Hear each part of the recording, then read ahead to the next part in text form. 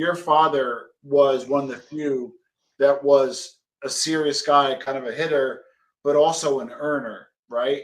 I want to know what Yes. kind of came first, right? Was he kind of tough guy and then he earned a lot, or was he, what kind of came first? And I want to get a Tough guy. feel for the setup here of who Wild Bill was. He was definitely a tough guy first, a Yeah, 1000%.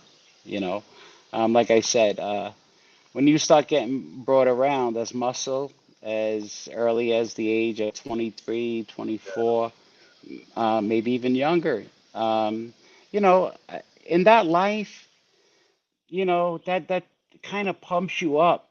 yeah, It makes you want to go further. It's kind of like your parent giving you permission to do something.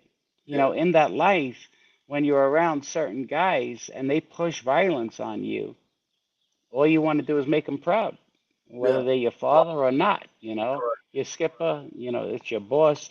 Yeah, So, and in that life, it's all about, proving yourself. So I found myself guilty of the same thing.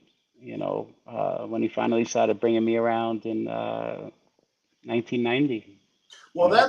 that's what I wanted to get to. So on the business side of things, right? So he was a tough guy. We established that they brought him around, but it was very good business wise. Give us some of the business lessons you learned from him growing up. Because I know you do some stuff for yourself now and you're an entrepreneur. But what were some of the business lessons he kind of taught you? I know people always get mad at me. I want to hear about the mob stuff. No, what were some of the business lessons you learned from Wild Bill? Um, I can give you for instances. My dad was a union guy, as you know, amongst owning many businesses. He would take me to meetings, even during the years of the war when he was polling the captains, um, and have me sit in on conversations. And he wasn't requiring me to speak. He just wanted me to listen. Yeah, He would say things to me like, "What was so and so wearing? mm, Where was he sitting?" For instance, if we were at a wedding, um, and he had to talk union shit with some people, he would walk me in the room with him, maybe stand there for about 5 minutes, and then we'd walk back outside. And again, he would ask me questions like that. What was it? What did his tie look like? You know, who was he talking to?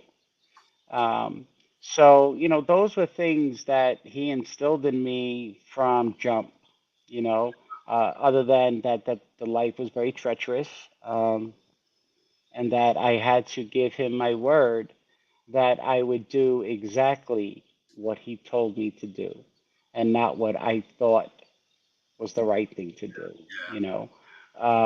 So sitting in on certain business meetings that he would have, for instance, when we had started a company with a Russian company, with Vinny Ocean, Vinny Palamo, oh wow, and I was with Vinny every day for a couple of years. And I love Vinny. I haven't spoken to him in many, many years, but I love the man. He was such a good guy to me anyway. yeah, Um, and so, I mean, I would have to go to meetings, and they would be talking about technical things like um, air traffic. And when I say air traffic, I don't mean planes. I mean like phone traffic, that type of deal. yeah.